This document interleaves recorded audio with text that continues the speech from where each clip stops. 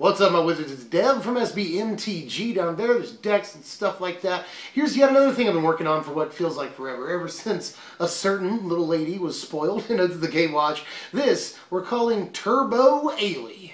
What is this? Well, this deck is basically focused on getting as much life as fast as possible. Every single one of our creatures is devoted to gaining us life in some form or fashion, and we're running some removal, some of which also gains us life. So we're very sort of one track here. We got, single-minded, but works out pretty well, especially when you get that 30 life, or get to the 30 life mark that you need to get to activate Ayli's second ability. Things get out of control pretty darn quick. So let's take a look at what we got brewing here for you. 25 creatures, as previously mentioned. All of them have some sort of feature that allows you to gain life, starting with 4 copies of Jedi Offshoot, our only 1-drop creature in the deck. He's incredibly important. He's sort of one of the entire reasons to play green, him and Siege Rhino, But Jedi Offshoot is an incredible 1-drop. We already see that some pro players like Jedi Offshoot in certain decks, We saw it a lot in Red-Green Ramp towards the beginning of the season. That was cool. And Jedi Offshoot is a great blocker in the early game, So just a great creature to get things started. When you sack it to Ayli, you get 3 toughness, 3 life out of its toughness. That's cool, and it only costs you the 1 mana. It's done a lot of blocking for you at that point, and probably gained you 3 or 4 life. So everything Jedi Offshoot does is exactly what the deck is looking for.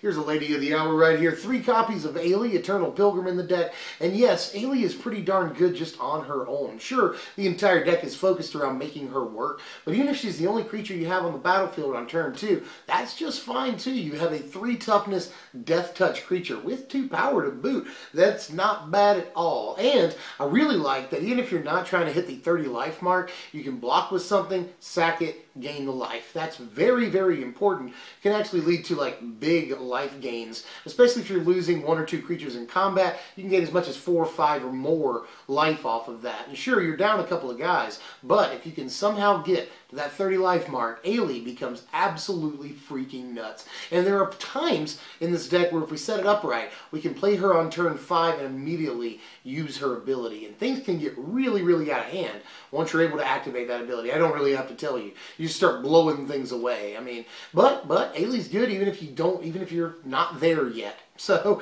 just everything Ayli does is actually cool. 2 mana for all of this, like 2 mana for all of it, is really good, and we build the entire deck around her. She better be good. 4 copies of Aire Cleric in the deck. This already sees playing a lot of standard sideboards. We're just moving it into the main deck because it's really, really synergetic with like everything we're trying to do. So yeah, we'll play Aire Cleric. It's just a no-brainer card, It comes into play, gain 3 life. You sack it to Ayli, gain 3 life. Great turn 2 blocker, just everything.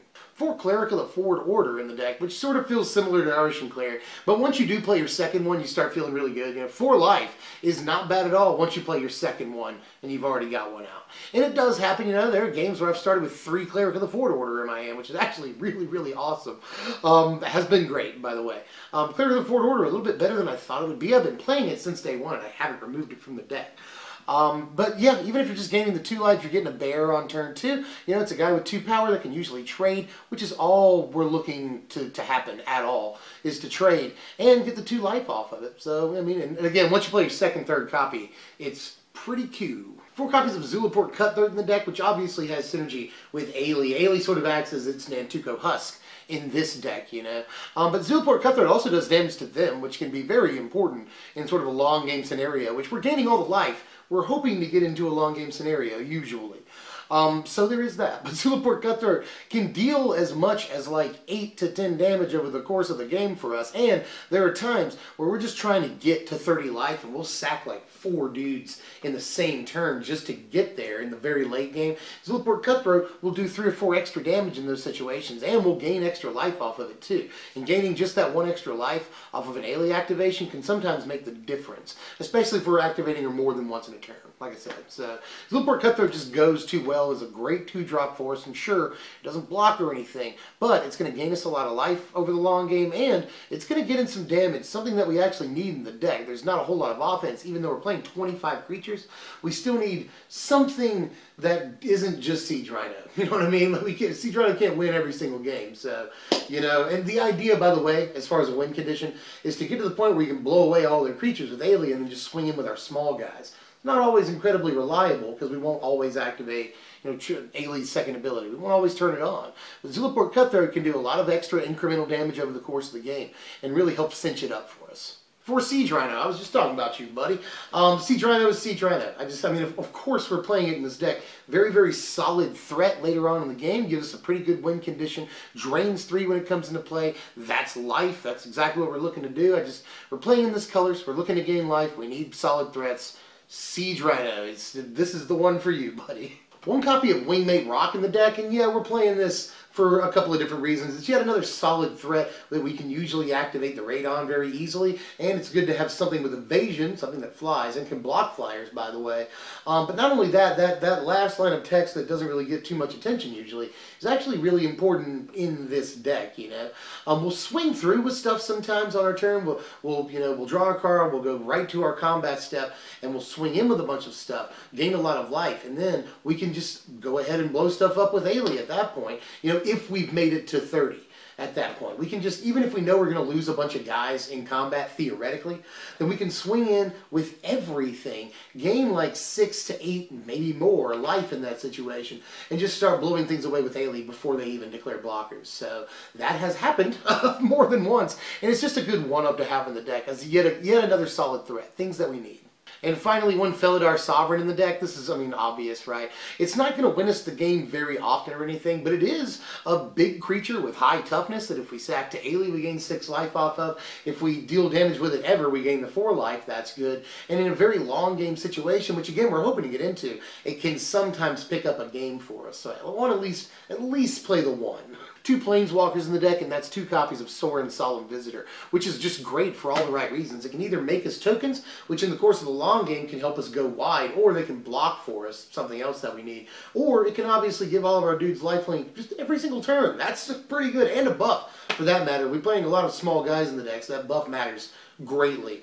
And you know, lifelink is great in this deck, especially when we're just blanket giving lifelink to all of our guys. You know, even if certain dudes don't survive combat, we'll still gain the life, allowing us to post-combat blow things away with Ayli. So yeah, Sorin's awesome. 9 total spells in the deck, all of which have some sort of removal aspect. You know, it's very important not only that we gain life, but that we keep from taking damage, so as to sustain our life total that we work so hard to get. We're playing 3 copies of Immolating Glare in the deck, which went from 1 to 3 really quick.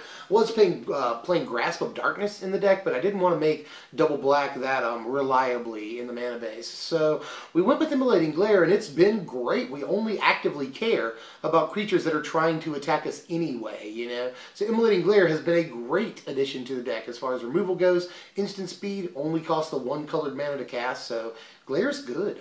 2 copies of Abzan Charm for reasons, you know. Any creatures that are big, we want to get rid of, and Abzan Charm's really good at doing that. Gets rid of the creature forever. We don't have to worry about it because we can't jump block forever.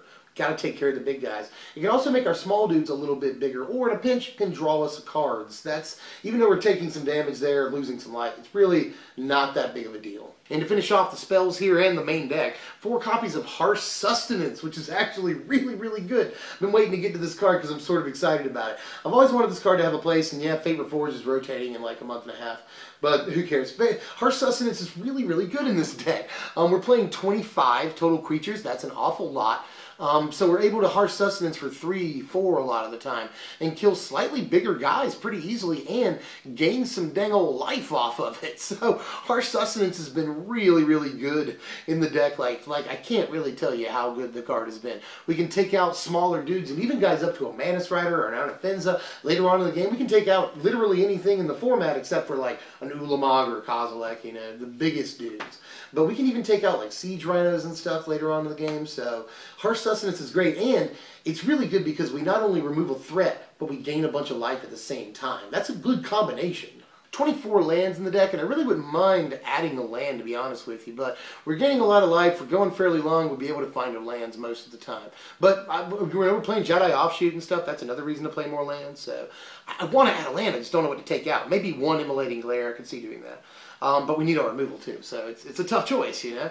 But we're playing, you can tell, a bunch of gain life tap lands in the deck. That's just because we want to gain all the life, and we don't want to spend all the money in this like $40 or $50 deck is what I'm aiming for. Also, the last thing I'll talk about here, actually I want to mention Blighted Steppe is freaking amazing. I wouldn't mind it being a 4 of. But we're playing 4 forests that might jump out at you. We're playing less green cards, fewer green cards. in any other color in the deck. Why are we playing so many basic forests? Well, you'll notice that we're playing both Shambling Vent and Scoured Barrens. That's a lot of black and white sources compared to the amount of green sources we have, so that sort of helps balance it out. And we need a green source on the first turn very often, more than we need any other source on the first turn. Matter of fact, we don't need any other source on the first turn. So we need a green source on the first turn so we can play Jedi Offshoot as often as possible. That's why there's so many forests, in case you're wondering. Here's the sideboard for you right here. A lot of these cards are all-stars. Pulse of Murasa could have been in the main deck, but I just didn't know what to take out. It's just been a fantastic card on the side. I've already talked about how much I love Pulse in a recent video. Feed the Clan has been great, and yes, Siege Rhino can activate it. It's 10 life thing. And We Make Rock with a counter on it can do that too, plus Felidar Sovereign. There's multiple ways of doing it. But even if you're getting just a 5 life, that's pretty fine too, against aggro decks. Master of the Unseen has been very good, and I'd like to up the number of copies of that, because that card has been awesome. Virulent Plague we need against the onslaught of tokens decks that we see coming out. And again, I wouldn't mind making that a 2-of in the board either. And Despise is in there against, mostly really against Ulamog-based decks or Eldrazi Gramp and things like that, so we can get those things out of their hand way before they have a chance to play them, because we're trying to play long, but if we go too long, they're going to drop an Uli and they'll be done with us. It's over at that point. So we've got to be able to take away that option somehow. Here are the power rankings for your deck. It's a final score of 68. That's only going to cost you about $40 to $55 on TCG Player. That's an incredibly high score, but it is a wonky deck. You know, we're low in some categories here, and we're high in others. Like Synergy is incredibly high. The entire deck is synergistic. And then Resiliency is very high because we're gaining a lot of life. Defense is high because it's technically high. We're gaining a lot of life. That's a form of defense. So I would say that the real score of this deck is somewhere really closer to 65 or 66, but the score looks inflated because we're so good in certain categories. That's all I got for now. Let me know how you felt about it. The deck gains life very, very fast, and it looks like it might be thin on its first couple of turns, but we've got all the plays on our first 2 or 3 turns. You know, there's many different ways of combining cards to gain a ton of life very, very quickly throughout the first 4 turns, really. So try it out. Let me know how you feel about it. Take it up to F&M. I think it's a great deck for that. So I'm really excited about it. I've been playing the deck for like 6 or 7 weeks now, and it's undergone a lot of changes. But overall finished product, I'm really excited about it. I think the deck could actually do a little bit of work, especially at the local level. What are we doing next time? I'll go ahead and transition into that. I should do Black-White Allies. I just didn't want to do a deck that had like Gideon's in it twice in a row, you know, so I postponed that. And I've seen a lot of support for land destruction in the comments lately, so I've already got that drafted up and I've gone through it a couple of times, but I haven't played any games yet. And there's a lot of stuff that other people are excited about. Let me know what those things are, and I will get to it. If you enjoyed the content, like, share, comment, subscribe, do all the YouTube stuff that the YouTube people ask you to do, or you can check out any of these videos I've also worked pretty freaking hard on, and are also pretty decent decks, I say. A humble brag. Anyway, as usual, I'm Deb from SBMTG. Thanks for watching, my wizards. Is Ziggy still back there? Yeah, Ziggy's still back there.